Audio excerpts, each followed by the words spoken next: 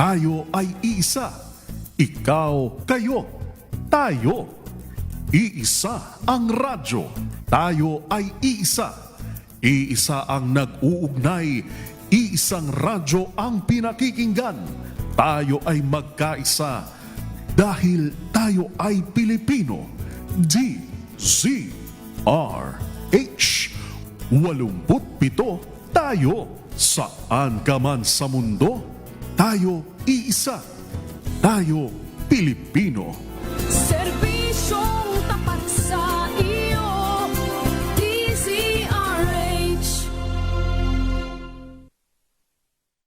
Maagang balitaan, maagang usapan sa mga issue at balita. Kasama si Kuya Angelo Palmones sa Magandang Umaga Pilipinas. Mula Lunes hanggang Biyernes. Check na araw mga health checkers. Pilipinas, Metro and Mega Manila, it's a midweek Wednesday. Malusog na gabi po, Luzon, Visayas, Mindanao. Magandang evening, Luzon, Visayas at Kayong salamat sa inyong pagpaminaw, pagtanaw sa Alamin ang mga maiinit na isyung pambayan, mga balitang kailangan mong malaman, usapin sa pamahalaan, politika, ekonomiya at kabuhayan. Ito ang mga dapat mong malaman, pakialaman at pag-uusapan dahil kayo ang tinig ng mamamayan dito sa Damdaming Bayan. Live sa DZRH Radio, DZRH TV at DZRH Digital. Kasama sina Lakay, Deo Makalma at Elaine Apit. Araw-araw, Lunes hanggang Biyernes. Damdaming Bayan.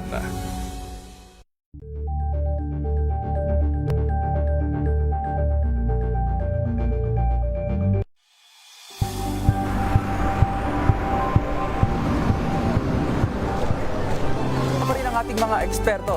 Dito lang sa Expert Opinion. Ito ang The Better News. TNVS. Trending and isang kwento, iba't ibang anggulo. Dito sa Point. Bawat pananagutan ating tatalakayin dito sa Hoy. Bawal yan. Pilipino, dito lang sa happening sa trend, matchable entertainment and lifestyle. Ito ang NBC TV Network News. Una sa Pilipinas, una sa Pilipino.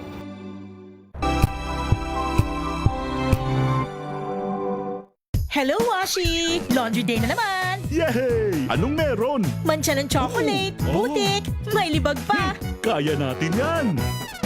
With Pride Washing Machine Detergent, may triple stain-away formula. Tanggalang makapit, madikit, at malupit na dumit mancha. Kaya easy-easy ang labada. Mula noon hanggang ngayon. All you need is pride. All you need is pride. ACS. Tinesting, sinuri, siniyasan. Ang resulta? Super effective ang Shield sa pagpatay ng bakterya at virus. Shield Antibacterial Soap. Believe ang mga eksperto sa Philippine Nurses Association. At si Mami. Tiwala ako sa Shield. Shield Antibacterial Soap. Napatunayang mabisa. Ang mga nurse, tiwala. ACS. Ang galing-galing mo! Smart dishwashing paste ko! Pritong ulam na masebo, lalo ng kaldero. Tanggaling for everyday. Ganyan pag smart ang dishwashing paste. May double tanggaling formula. Tanggal ang sebo, tanggal ang bakterya. Pahit para walang bahid, linis fantastic sa metal at plastic. Number one ko to! Tanggaling-galing mo! Smart dishwashing paste. ACS. May arte? May budget? Akala nyo lang yon. So solid. White Rose Papaya, wow, White Rose. White Rose Papaya, wow, White Rose. White Rose Papaya. May glow up with White Rose Papaya. White Rose Papaya. May puti power times 2 kasi may papaya at niacinamide. May shea butter and tea tree oil pa. Kutis sulit ang glow up. Glow up with White Rose Papaya. White Rose Papaya. Kutis sulit ang glow up. ACS. Wow, ang saya. Isang barangay na labada, puro mancha pa. Goodbye, pahinga. Mommy, isang laba lang yan sa Pride Bar Blue. Mancha. May powerful stain-away enzymes na malupit sa dunit mansya. At di masakit sa kamay. Isang labalang yan. Hello, pahinga! Hello, Pride Blue. ACS. Hi, my name is Mayor Francis Israel Macobenta. I'm from San Diego. I'm an advanced clinician in neuro and spine surgery. As an advanced clinician, you have to make sure that you coordinate everything. Our goal is to have an optimal surgery outcome for the patient. Having MX3 in my life, taking it, knowing that this is in my body, it gives me a lot of confidence. MX3, dito ako believe. Mahalagang paalala, ang MX3 capsule ay hindi gamot at hindi dapat gamiting panggamot sa anumang uri ng sakit.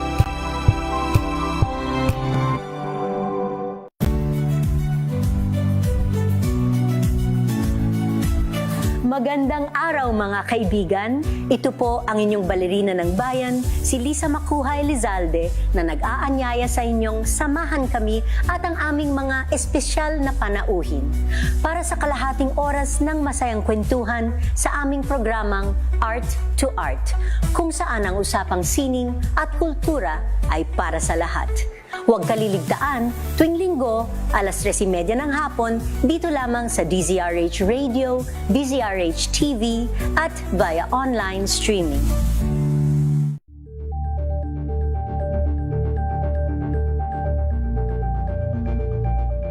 Sa pagbabalik tanaw sa 87 taong legasiya ng DZRH, napagtagumpayan na ng kauna-unahang himpilan ng radyo sa Pilipinas ang iba't ibang pagsubok, kabilang na ang bangungot noong panahon ng ikalawang digmaang pandaigdig.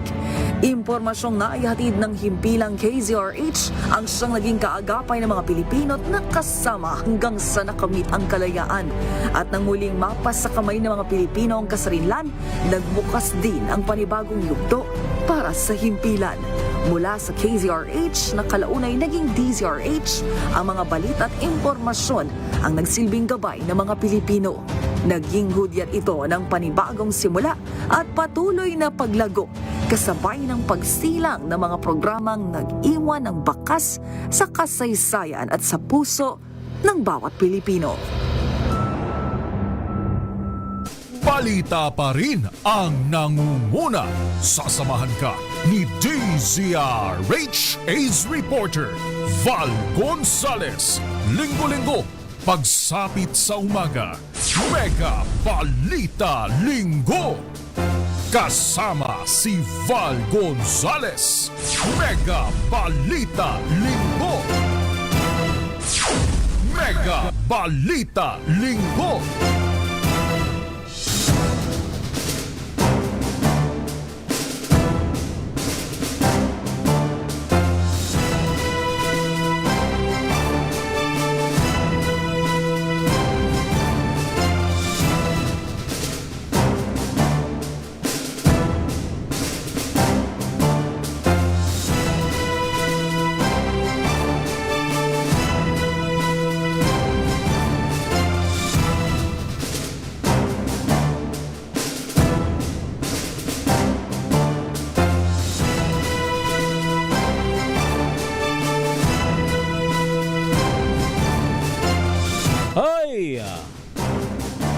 Isang maulang araw ng linggo. Ngayon ay 19 na ho tayo ng buwan ng Hulyo taong 2026. Ako po ang inyong lingkod, Val Gonzales. Samahan po ninyo ko hanggang mamayang umaga dito lamang sa Mega Balita Linggo. Maulan ho ngayon na. Pero nakapagtataka, Engineer RT, sa Quezon City kalakas ng ulan. Paglabas ko ng bahay, akala ko merong isang bagyo. Wala namang malakas na hangin pero madilim ang kalangitan at maulap. Akala ko naman buong Metro Manila na. Yung pala, ilang bahagi lang dyan sa Quezon City, meron din dyan sa lungsod na ng Maynila. Pero nagtaka ako, paglampas mo ng Cubao, wala nang ulan. Ang tawag dun sa Ilocano ay agkabaw. Pero iyon pong pag-ulan sana ay doon sa dyan sa amin sa Central Luzon at sa iba pang mga lugar kung saan naghahanda na yung ating mga kapatid na mga magsasaka doon sa pagtatanim, yung regular na pagtatanim na ang tubig na gagamitin sa paghahanda doon sa itatanim na palay yung galing talaga sa biyaya ng kalikasan. Dahil meron namang kasing pwede kang magtanim na irigasyon doon ka aasa. Pero ngayon talagang etong panahon ho na ito, buwan ng Hulyo, buwan ng Hunyo, buwan ng Agosto, eto ho yung mga panahon na talagang at ang ating mga magsasaka ay umaasa ho dun sa ulan. Ay sana ho doon ay ulanin. May kalakasan ho ang ulan Although sabi ho ng Pag-asa, ito ho'y mahinang habagat lang. Epekto ng mahinang habagat at siyempre yung thunderstorm na talaga namang mararanasan pagka ganitong mga panahon. O di yung mga taga Quezon City, kung hanggang ngayon ay inuulan pa ho kayo, lalong-lalo na dyan sa area po ng, dyan sa may scout area, kalakas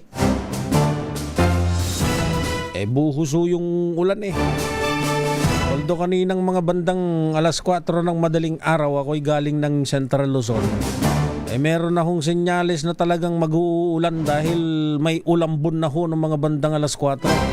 Bumuhos ho ng mga bandang mga alas 5. Mga alas 5, 30 minutos hanggang 5:30 kanina, may kalakasan pa ho yung pagbuhos po ng ulan. Di mag-ingat po tayo. Akala ko nga kanina buong Metro Manila. Sabi ko sa aking piloto si Clarito Javier Senior. Ang sabi ko tingnan mo yung Seaways. Baka ako magiging matraffic dahil sa mga pag-ulan. Dahil alam po ninyo pagka umulan, lalo na dyan sa may bahagi po ng Main Avenue, dyan sa Cubao, may parte ho dyan na talagang pag umulan nag-aapawan ho yung mga drainage. Ayun, ang epekto ho ay may mga namumuhong mga pagbaha, mga flash flood pagdating ho dyan sa bahagi ng Main Avenue. At hanggang dyan sa may, kung doon naman sa northbound, dyan sa may B. Serrano, sa may Boni Serrano, dyan sa may gilid ng yung MRT Santolan, sa may MRT Santolan, yung pag-akyat ho ng Santolan flyover, kung galing ka ng Makati, galing ka ng Ortigas area, dyan ho, meron ho talagang dyan namumuong mga pagbaha ho dyan na nagiging dahilan ng pagtatraffic. Dito ho sa Pasay City, wala hong kaulan-ulan. Kaya tuloy-tuloy ho yung ating mga kababayan dun sa pagja-jogging at pagpapalakas ho ng katawan. Bakit si Kuya Edniel ko, saan napunta? Ano si Kuya Edniel? Nasa West Philippines pa ba si Kuya Edniel ko? Mukhang sa tindi ng galit nitong si Kuya Edniel ko, Kuya Edniel Parosa. Dahil dun sa pagtawag na alam mo yung AI generated na pang-Alaska ng China. Although meron ng statement ng Chinese Embassy na hindi raw sa kanila galing yun. Sinong uutuin ninyo? Sinong uutuin ninyo? Alangan namang basta na lang yan lumabas nang may kagagawa ni mga unggoy. Unggoyin ninyong sarili ninyo. Uy, nag-aaway ngayon ng si Commodore J. Tariela, si Senador Robin Hood Padilla. Nagpapatutsadahan ho tungkol ho sa issue ho na yan. Ay, nako. Di tuloy-tuloy na ho tayo. Ngayon ay araw ho ng linggo, dapat relax lang ho tayo. Dapat pakuya-kuya-kuy lang ho tayo. Kung ikaw ay nasa kabukiran ka man, nasa malayong lugar, nasa kabundukan ka man, nasa syudad ka man, dapat relax lamang ho tayo kapag ganitong araw ho ng linggo. Di habang kayo ho'y nagkakape, di samahan ho ninyo ako. Dahil narito na ho yung ilan sa mga balitang sinubaybayan ho ng DZRH sa nakalipas hong 24 oras. Mega Balita Linggo. 16 na minuto na makalipas ang 6 ng umaga. Eto, abiso ho muna tayo sa mga motorista. Dahil pansamantalang isasarang ilang mga kalsada sa Maynila ngayong araw ng linggo para sa inaasahang kilos protesta ng United People's Initiative o UP. Sarado na ho mula pa kahapon ang bahagi ng CRB Menjola, partikular na ang kahabaan ng Recto Avenue mula sa Nicanor Reyes Street hanggang sa bahagi ng Menjola at kahabaan ng Ligarda mula Figueras hanggang San Rafael. Sarado na rin ang Ayala Bridge at eastbound lane ng Ayala Boulevard mula San Marcelino hanggang sa bahagi ng Romualdez. Simula naman ngayong alas 6 ng umaga ay sasara ng ilang kalsada sa paligid ng Liwasang Bonifacio kabilang na ang Magallanes Drive mula Jones Bridge hanggang sa MacArthur Bridge. Gayon din ang southbound lane ng MacArthur Bridge, Quezon Bridge at Lerma Street. Pinapayuhan ang mga maapektuang motorista na dumaan muna sa mga alternatibong ruta upang makaiwas ho sa matinding abala na dulot ng posibilidad na magkaroon ho ng traffic. Mega Balita Linggo.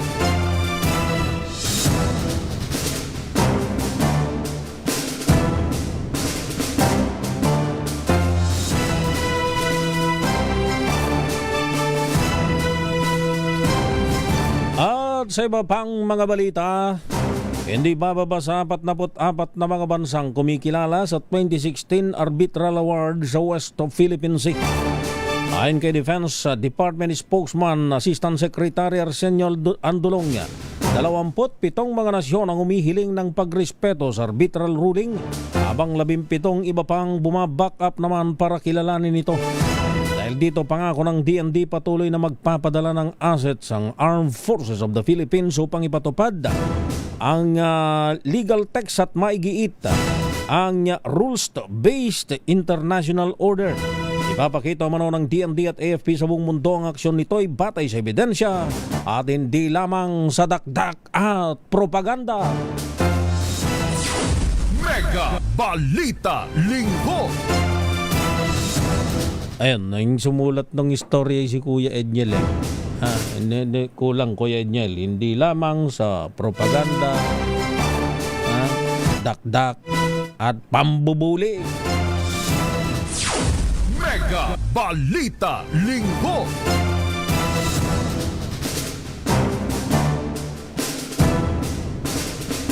Samantala, nagsagawa naman ng maritime security exercises ang Philippine Coast Guard kasamang United States Coast Guard at Mexican Navy bilang bahagi ng Rim of the Pacific o RIMPAC exercises 2026 sa Hawaii nitong 16 ng Hulyo. Ayon sa PCG, layunin ng pagsasanay na mapahusay ang koordinasyon, komunikasyon at kakayahan ng mga kalahok sa pagpapatupad ng maritime law enforcement at maritime security operations. Kabilang sa lumahok ang US Coast Guard cutter Kimball at ang barko ng Mexican Navy na Arm Juarez. Samantala lumaigti ng Explosive Ordnance Disposal o EOD team ng PCG sa isang multinational rigging exercise kasama ang mga tauhan mula sa Amerika, Japan, Peru, Mexico at maging ang New Zealand. Ayon sa PCG, pinapakita ng kanilang paglahok sa RIMPAC 2026 ang kanilang patuloy na pagsisikap na palakasin ang kakayahan sa maritime operations at mag-isa sa pagpapanatili ng seguridad sa rehiyon. Mega Balita Linggo. 20 minuto makalipas ang 6 ng umaga, patuloy ang palitan ng manghang na patutsada ng mga senador kaugnay sa flood control scandal. Pineltahan ni Senate Minority Leader Alan Peter Cayetano si Senador Erwin Tulfo sa pagsasabi umano nitong mag-relax lang at darating din ang Blue Ribbon sa pagbabalik ng investigasyon. Sa kanyang Facebook Live, sinabi ni Cayetano na hindi siya ang naiinip kundi ang publikong nag-aabang daw ng development sa flood control probe. Pero paalala ni Tulfo na siya ngayong chairman ng Blue Ribbon. Nailatag na ng NOI Committee Head na si Senador Ping Lacson ang mga dapat gawin.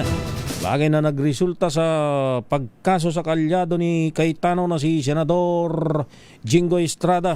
Paliwanag pa ni Tulfo na tinawag niyang boy banat. Kailangan munang mag-convene ng Blue Ribbon pagtapos ng July 27 joint session para sa sona ni Pangulong Ferdinand Bongbong Marcos Jr.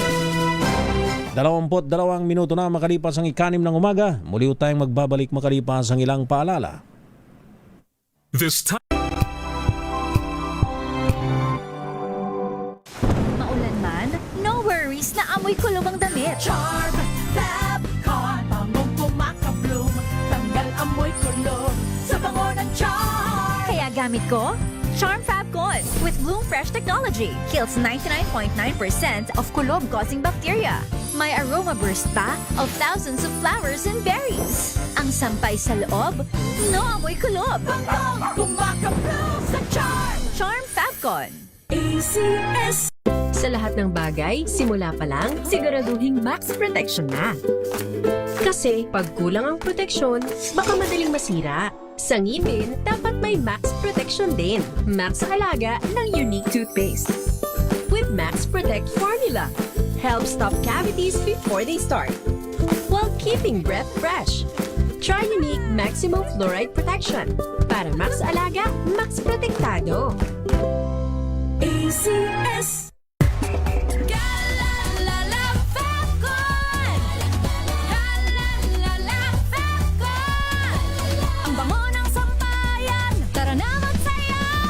Fabcon, amoy nakaka-joyful.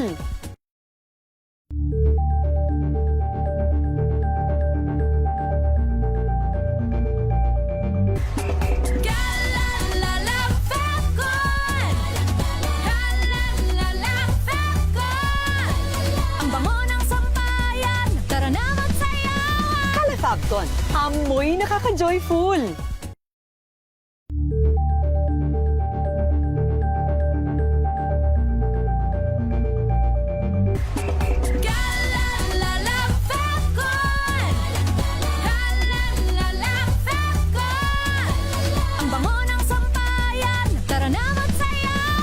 Fabcon, amoy nakaka-joyful.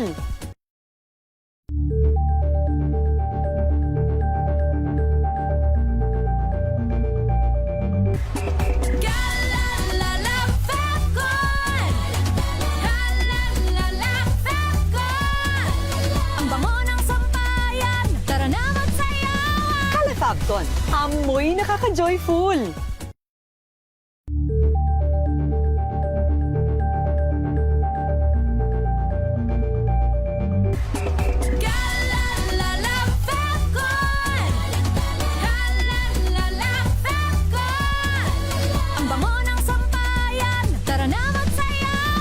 Fabcon, amoy nakaka-joyful.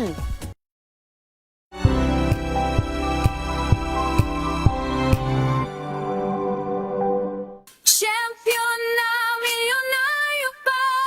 Pagkakataon pagkakataon mo na namang manalo ng 1 million pesos. Tax-free! Dahil eto na naman ang champion na, milyonaryo pa! At ngayon, may papremyo na rin kami para sa inyong mga suking sari-sari stores. Ilagay sa isang malinis na papel ang iyong complete name, age, address, contact number at pirmahan. Maaari din ilagay ang iyong suking sari-sari store at ang kanilang address at contact number. Ilagay sa isang white legal-sized envelope na nakipang rin man sa mga required proof of purchase o POP. Ang tamang bilang ng empty sachets, wrappers o mga pouch ng mga sumusunod na makikita sa official website and Facebook page ng Champion na Milyonaryo Ba, Champion Bar, Champion Powder, Champion Liquid Detergent, Champion Fabric Conditioner, Champion Dishwashing Liquid at Champion Dishwashing Paste. At sa labas ng envelope, ilagay ang Champion na Milyonaryo Pa, ang POP na ginamit at ang MBC radio station na iyong pinakikinggan. Ihulog ang iyong entry sa mga drop boxes na matatagpuan sa iyong mga favorite MBC radio stations. Mas maraming entries, mas malaki ang chance mong manalo. 1 million pesos tax-free ang pwede mong mapanalunan sa Grand Draw. Libo-libong piso ang ipamimigay sa mga weekly draws na gaganapin sa mga MBC stations nationwide. At may pa-champion gift box pa para sa iyong suking sari-sari stores. Champion na, milyonaryo pa. Brought to you by Champion. Walang gimmick, tapat po sa inyo.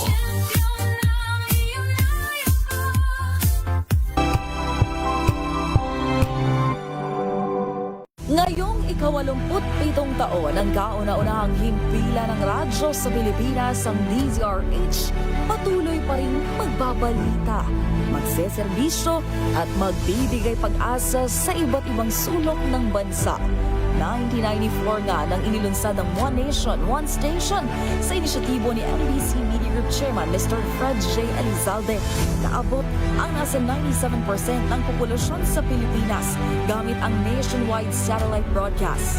Patunay ang 20 relay stations mula Luzon, Visayas at Mindanao sa patuloy na dedikasyon ng DZRH sa loob ng maraming dekada.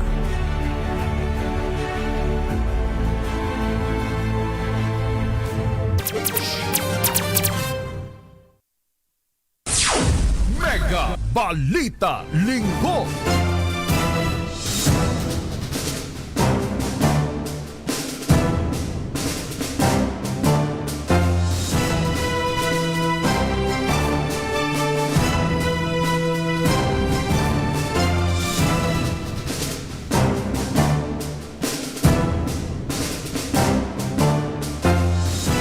Ay, nagbabalik po ang Mega Balita Linggo ngayong 19 ng July 2026. Ako pa rin ang inyong lingkod sa pagbabalita ko po si Val Gonzales. Mega Balita Linggo. At sa pagpapatuloy ng ating balitaan, pinahihigpitan ni Ombudsman Boying Rimulya ang requirement sa mga kandidato sa politika pagdating sa kanilang conflict of interest. Mungkahi o sa kanyang programang DZRH Executive Session, iminungkahi ni Rimulya na dapat i-under oath ng COMELEC ang mga tatakbo sa kanilang Certificate of Candidacy o yung mga maghahayano ng kanilang Certificate of Candidacy. Sa ganitong paraan, sabi ni Rimulya, madidisqualify ang mga kandidatong magkakaroon ng false declaration pagdating sa mga kanilang koneksyon sa mga kontrata o negosyong maring maging salik sa graft and corruption. Nabaguhin natin yung Certificate of Candidacy. Ayan, importante. Na mayroong sworn statement na walang conflict of interest. Yan, importante yan. Papasok sila mo lang susunod si George Garcia. Sabi, wala bang isa pang walang kasi dapat yan, maging ano yan. Hindi, ikaw naman. No? Dapat maging part yan ng ano. Kaibigan mo, ako hindi ko kaibigan yan. George, ginagawa naman niya. Ano ka? Nagsalita ka na, disqualified ka dapat. Tama. Mega Balita Linggo. Ang kaso, meron ngang tinatawag na magdadivest ka lang ng iyong negosyo kung saan ka mang kabilang, kung ikaw ay contractor na tinatawag. Yun, alam naman natin yan ay pinaglololo ko lang. Kaya tama ho si Ombudsman Boying Rimulya ho rito. Kaya lang, meron nga yung aalisin mo lang yung sarili mo doon sa isang kumpanya kung ikaw ay kung ikaw ay opisyal, kung ikaw ay chief executive officer, kung ikaw ay presidente ng isang kumpanya, kunwari lamang naman ho yun. Kaya minsan dun ho sa mga gumawa ng batas, may mga palusot pa rin na pwede mong gawin legally, pero alam naman natin na tayo naglulukuhan lang.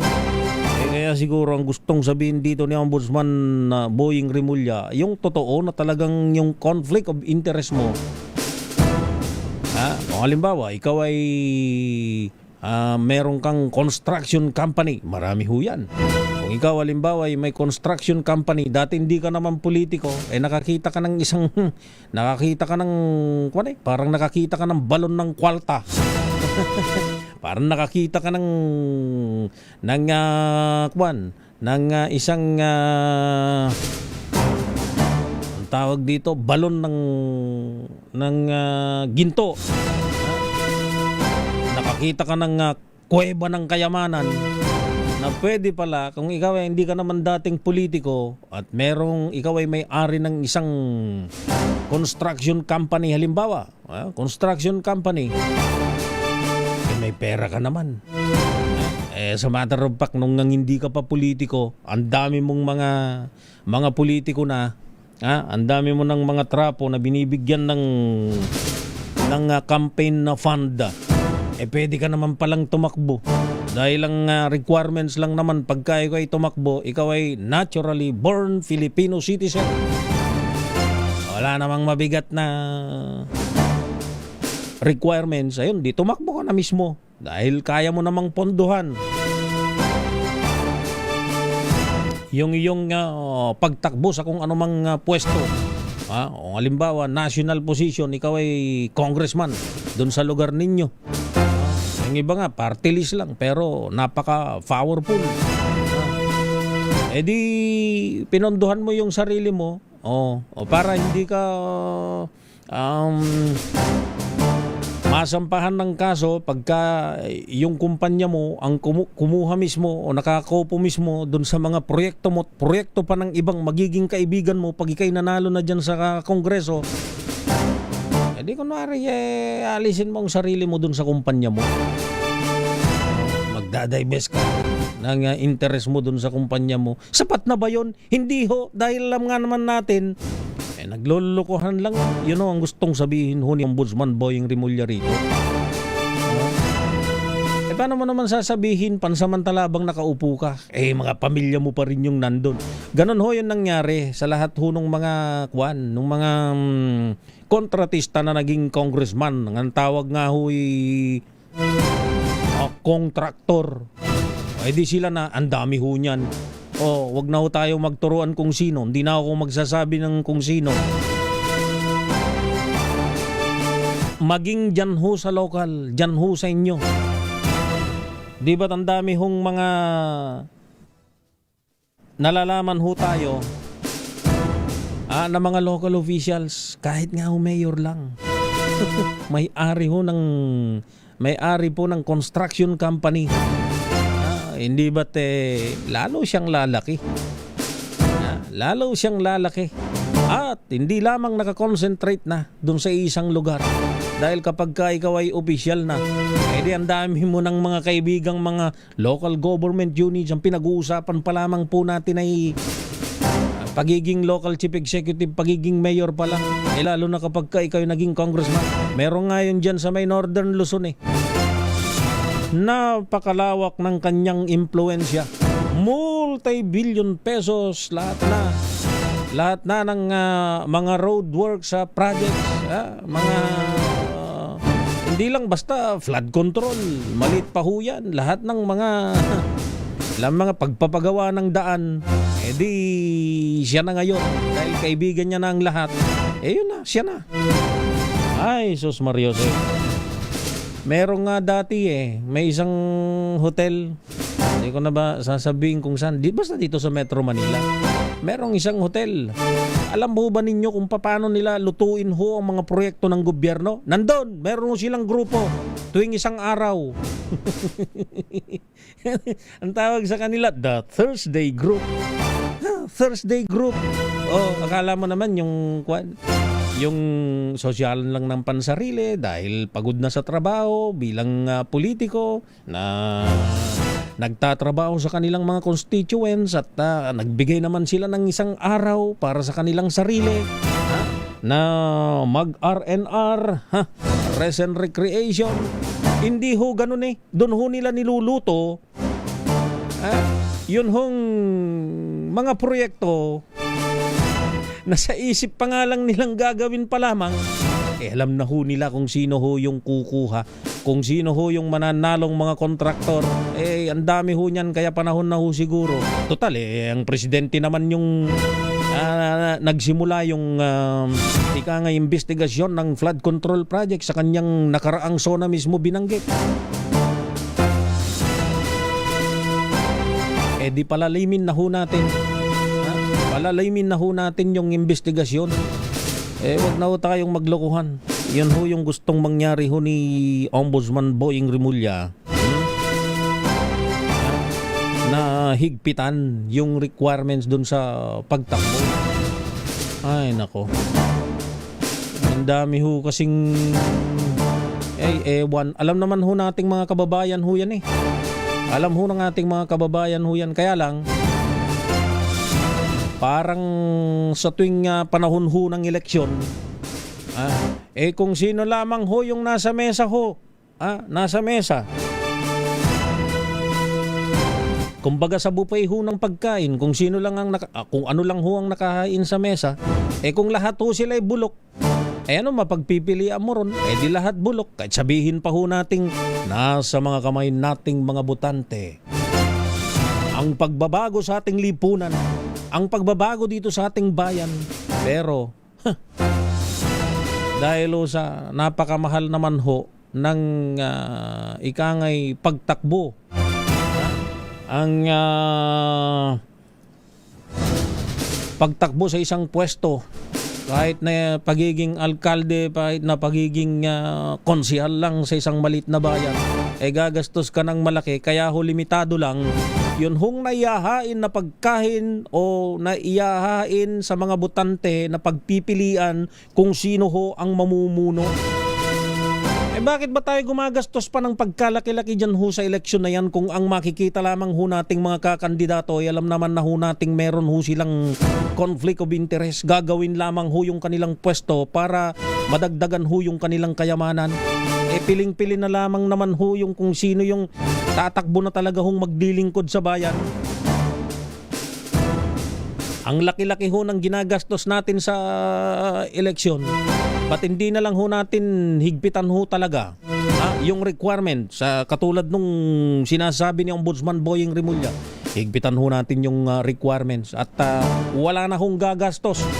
Ilatag ho natin sa isang tambyolong lahat ng mga pangalan ho ng mga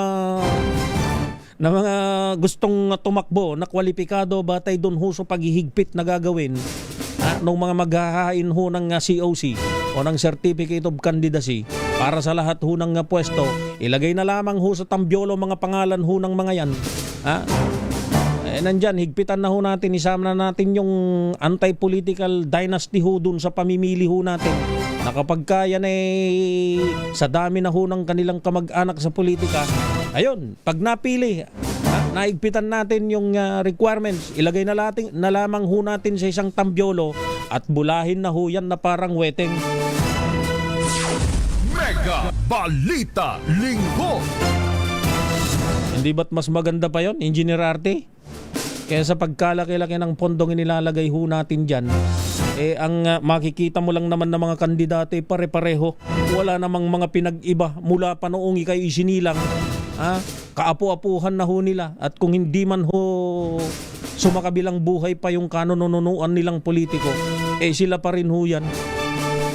Wala namang mapagpipilian ho yung mga butante kahit na gusto ho nila ng isang malaking pagbabago. Kung sila't sila lang din ang nakalatag ho sa mesa sa buffet ng mga tatakbo ng sa anumang pwesto, lokal man o national, saan ho tayo pipili? Sino ho ang pipiliin ho natin? Kaya ho yung mga minsan yung ating mga kababayan nakapag-iisip na ho ng ng hindi karapat-dapat ho katulad ng aking binabanggit. Saan ka naman nakakita ng eleksyon? Ilalagay mo sa tambyolo. Oh. Ganon na ho yung pag-iisip ng ating mga kababayan. Mega Balita Linggo. Mag-commercial na nga muna tayo, Engineer Arte. Dahil ang aking tiyuhin, si Tiyukin Nada, nag-message na naman sa akin. Kaya tuloy binasa ko pa naman. Kaya eto tuloy. Kung ano yung nasa isip ng aking tiyuhin, yun na rin yung aking binabanggit ho ngayon na ako'y patawarin po ninyo. 20 minuto bago magikapito ng umaga.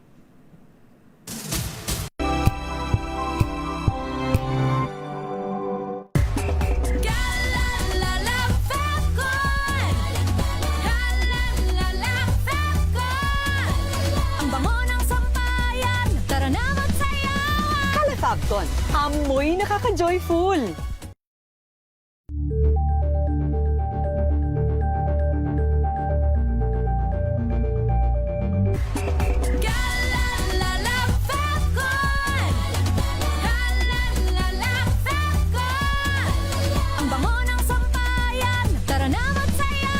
Calefacton, amoy nakaka-joyful.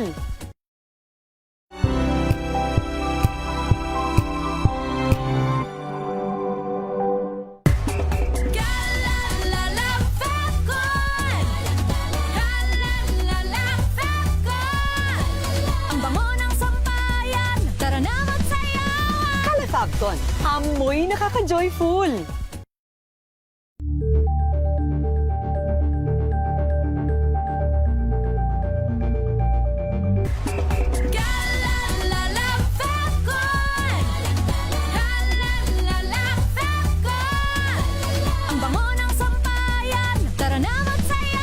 Calefacton, amoy nakaka-joyful.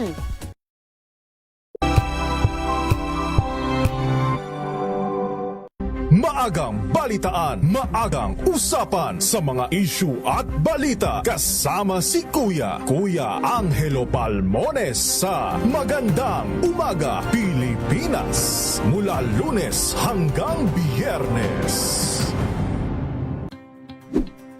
Check na araw mga health checkers. Ang mabuting balita ng ating Panginoon. Kasama pa rin ang ating mga eksperto. Ito po ang inyong balerina ng bayan, si Lisa Macuhay Elizalde. Ito po ang Radyo Henyo sa DZRH. Una po ng isang magandang Ang mga maiinit na isyung pambayan, mga balitang kailangan mong malaman, usapin sa pamahalaan, politika, ekonomiya at kabuhayan. Ito ang mga dapat mong malaman, pakialaman at pag-uusapan dahil kayo ang tinig ng mamamayan dito sa Damdaming Bayan. Live sa DZRH Radio, DZRH TV at DZRH Digital. Kasama sinalakay Deo Macalma at Elaine Apit. Araw-araw, Lunes hanggang Biyernes. Damdaming Bayan. Check na araw mga health checkers. Pilipinas, Metro and Mega Manila, it's a midweek Wednesday. Malusog na gabi po, Luzon, Visayas, Mindanao. Magandang evening Luzon, Visayas at Mindanao. Kayong salamat sa inyong pagpaminaw, pagtanaw.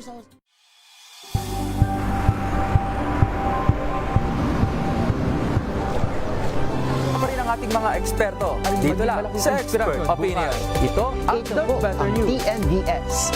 Trending and isang kwento, iba't ibang anggulo. Dito sa Point. Bawat pananagutan ating tatalakayin dito sa Hoy. Bawal yan. Pilipino, dito lang sa DZRH. Match up entertainment and lifestyle. Ito ang MBC TV Network News. Una sa Pilipinas, una sa Pilipino.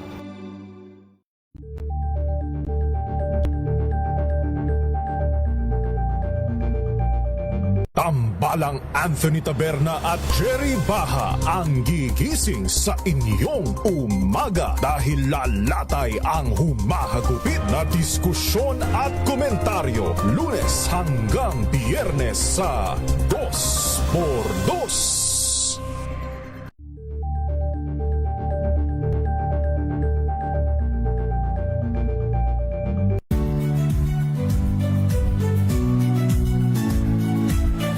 Magandang araw mga kaibigan. Ito po ang inyong balerina ng bayan, si Lisa Makuha Elizalde na nag-aanyaya sa inyong samahan kami at ang aming mga espesyal na panauhin para sa kalahating oras ng masayang kwentuhan sa aming programang Art to Art, kung saan ang usapang sining at kultura ay para sa lahat. Huwag kaliligtaan, tuwing linggo, alas 3:30 ng hapon, dito lamang sa DZRH Radio, DZRH TV, at via online streaming.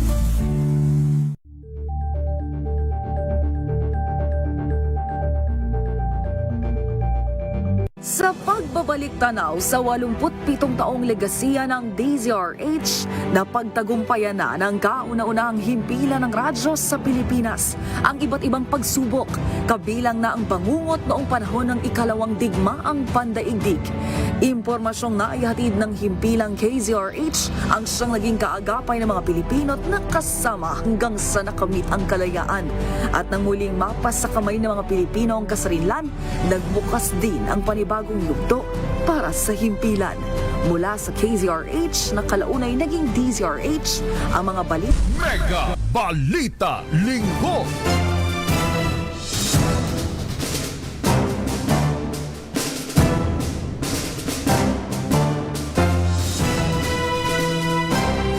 At sa pagpapatuloy ng ating balita at talakayan ngayong araw, unang linggo, 19 ng buwan ng Hulyo taong 2026.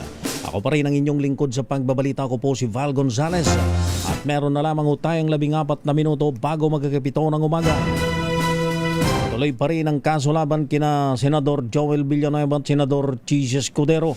Itong iginit ni Ombudsman Jesus Crispin Boyeng Rimulya sa gitna ng mga ligasyong makakaapekto sa mga kasong paglipat ng dalawang senador sa kasalukuyang Senate Majority Block.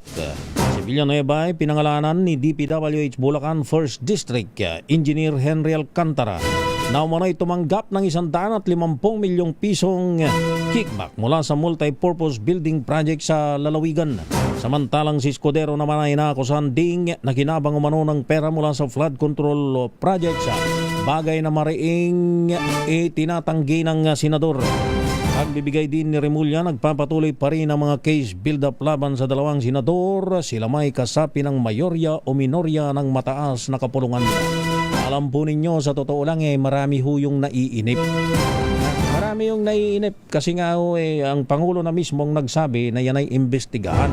Ang dami na hong akusasyon na nauwi na ho sa politika na sinasabing kapag kalaban kakampi ng administrasyon ay hindi masyadong iniimbestigahan, pero sa panig ho ng Office of the Ombudsman, sa panig ho ni Ombudsman na Boyeng Rimulya ang kanyang binabanggit.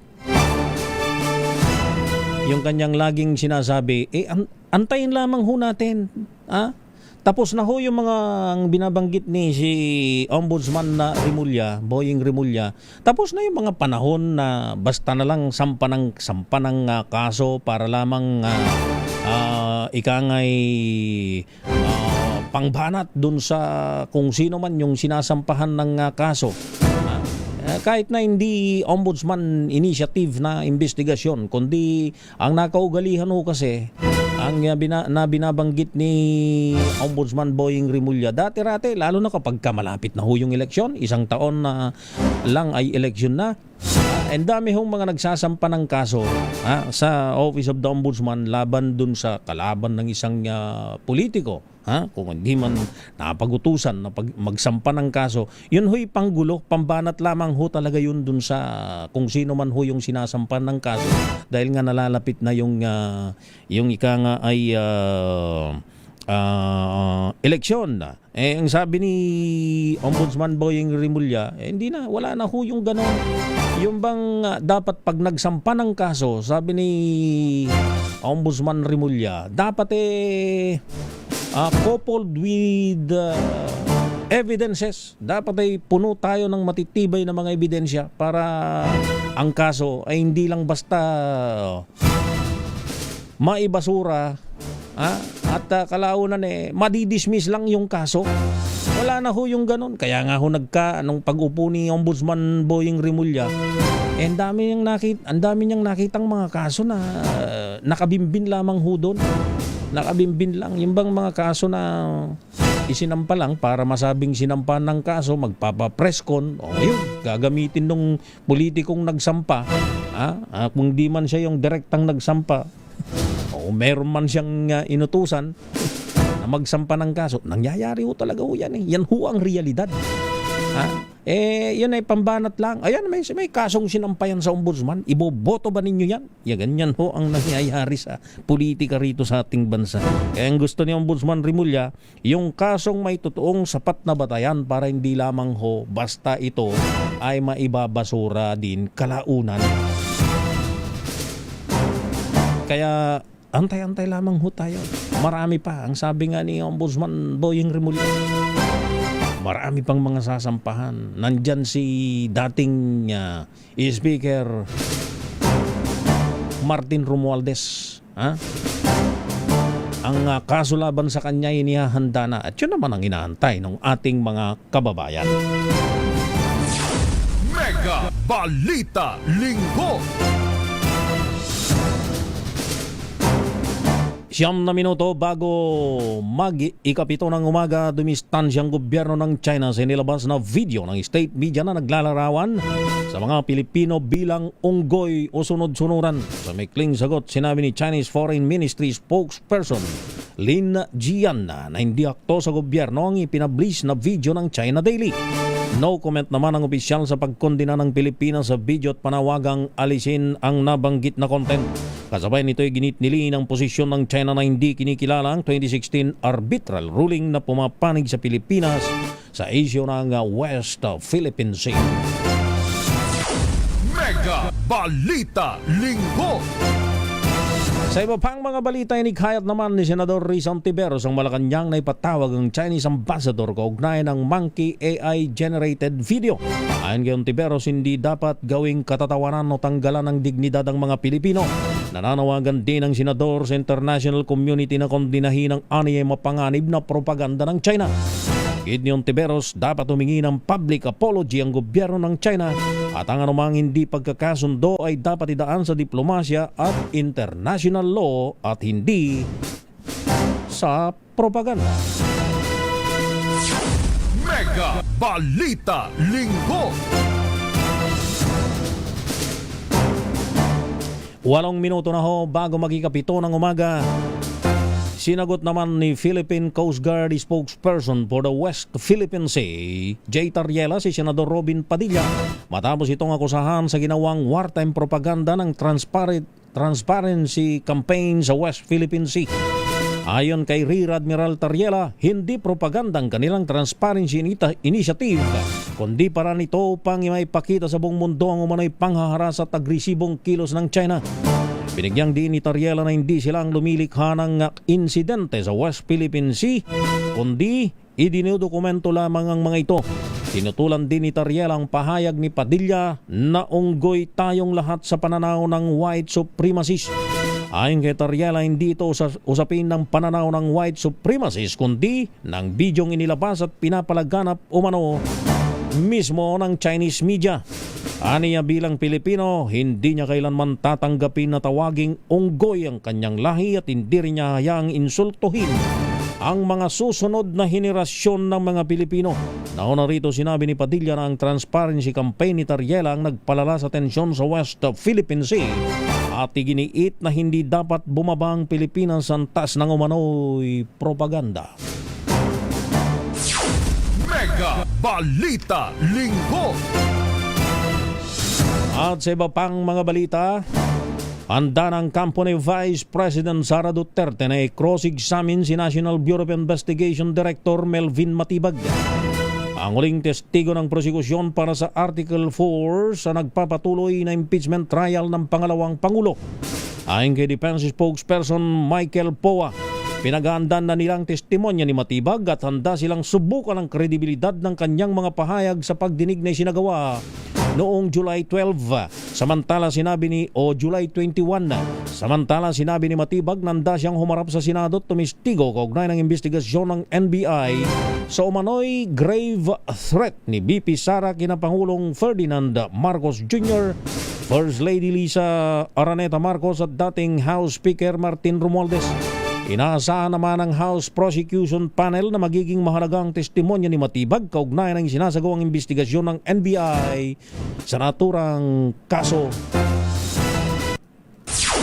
Mega Balita Linggo. Sa iba pang mga balita, nakatakda namang lumapag sa Pilipinas ngayong araw si United States Secretary of State Marco Rubio para sa 5 araw na ASEAN Post-Ministerial Conference. Lalawak din si Rubio sa East Asia Summit Foreign Ministers Meeting at ASEAN Regional Forum Foreign Ministers Meeting. Ayon sa Estados Unidos, malinaw itong prioridad ng Amerika ang malayang Indo-Pacific region.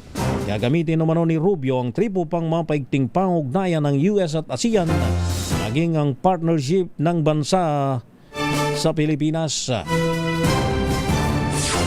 Mega Balita Linggo.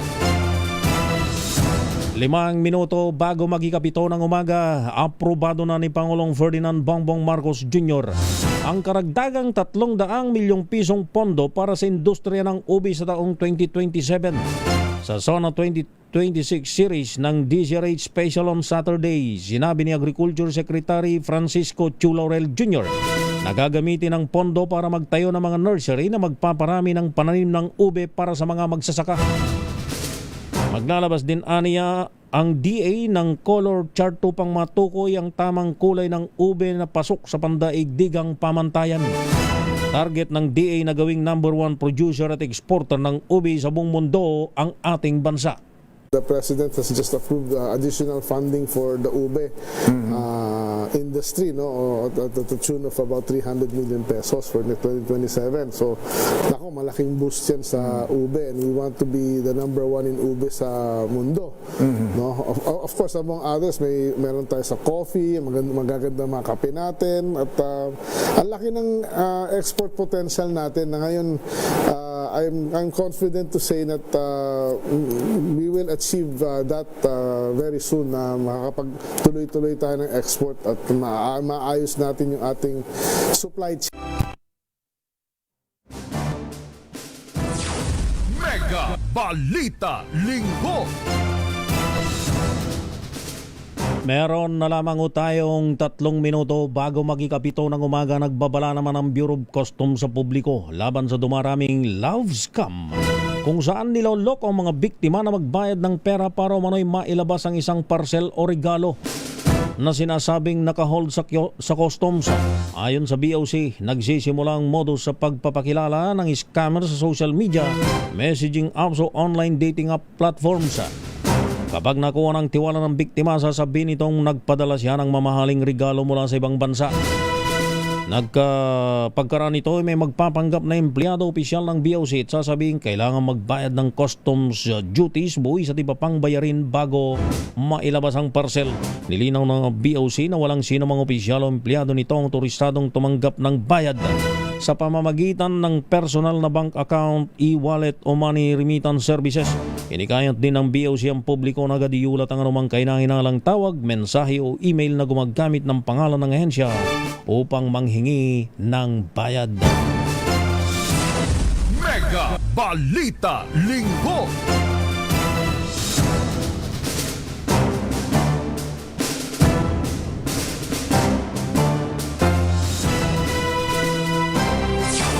Mega Balita Linggo. Eto, good news na nga muna tayo. Mamaya titingnan ko. Hindi pala pwedeng tingnan ko kasi sa Pasay tumaya Good news ito dahil maswerteng nanalo ng halos 20 mahigit 20 milyon. Halos 20.2 million pesos ang isang mananaya ng loto sa lungsod ng Pasay. Hindi pala ako dun tumaya. So ibig sabihin talo na yung wang ko. Hindi nagkakamali ang loto kung saan talaga ho yung lugar, pati ho yung mismong loto outlet natutukoy ho kaagad yun Ayon sa Philippine Charity Sweepstakes Office o PCSO, nakakuha ng maswerteng betor ang tamang kombinasyon. Eto, kung kayo man ay taga Pasay o napadaan sa Pasay para tumaya, baka ito na yung inyong pagkakataon. na manalo dahil kayo na nga ang mananalo kung ang tinayaan ninyo ay mga numerong 27, 32, 39, 26, 12 at 7, 27, 32, 39, 26, 12 at number 7. Yan ho yung lumabas at nanalo ng mahigit 20.2 million pesos sa 6-4-2 draw. Nung kahapon o kagabi, araw ng Sabado. Dahil dito, napalanunan ng maswerteng tumaya sa Pasay City ang jackpot prize. Ito yung kabuuan na 20,167,956.53 pesos. Samantala, wala namang nanalo sa Grand Lotto 655 draw na may winning combination na 6, 2, 21, 25, 44 at 48. Mega Balita Linggo. Mamaya tataya ako, 649 ngayon araw ng linggo. Lamunin nyo, hindi tayo nagsusugal pero eto hong laro ng PCSO na to at iba pang laro. May nakita akong laro ng Lotto, EPW na, EPW na. Alam mo kung ano, Engineer Arte, Engineer Health, alam mo kung anong laro? Pagkalaki-laki ng premyo, bilyon. 1 billion pesos. Lotto bilyonaryo ba yung tawag doon? 1 billion ho yung mapapanalunan. Pero yun ay nakapako na sa 1 billion. Hindi pa ho yan iniumpisan. Nakikita na ho yan doon sa mga Lotto outlet kung saan ako tumataya. At mamaya tataya uli ako. Dahil sa Lotto, kung hindi ka man nanalo, isipin mo na lang na ikaw ay nakatulong sa kapwa mo. Dahil marami hong natutulungan ng Lotto, ang natutulungan ng PCSO. Kung hindi ka nanalo, yung taya mong 25 pesos portion ho nun ay napunta dun sa mga humihingi po ng tulong sa gobyerno, humihingi ng tulong direkta sa PCSO. Yan ho ang kabuuan ng ating isang oras na balita at talakayan ngayong araw ho ng linggo at 19 ng Hulyo taong 2026. Ako pa rin ang inyong lingkod sa pagbabalita. Ko po si Val Gonzales at antabayanan ho si Binibining Leth Narciso sa kanyang programang Maynila. Ito ang Pilipinas. Oras sa buong Pilipinas, 2 minuto na makalipas ang 7 ng umaga.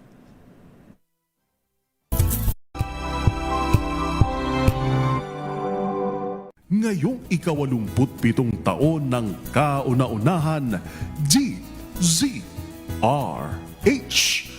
Tayo ay isa. Ikaw kay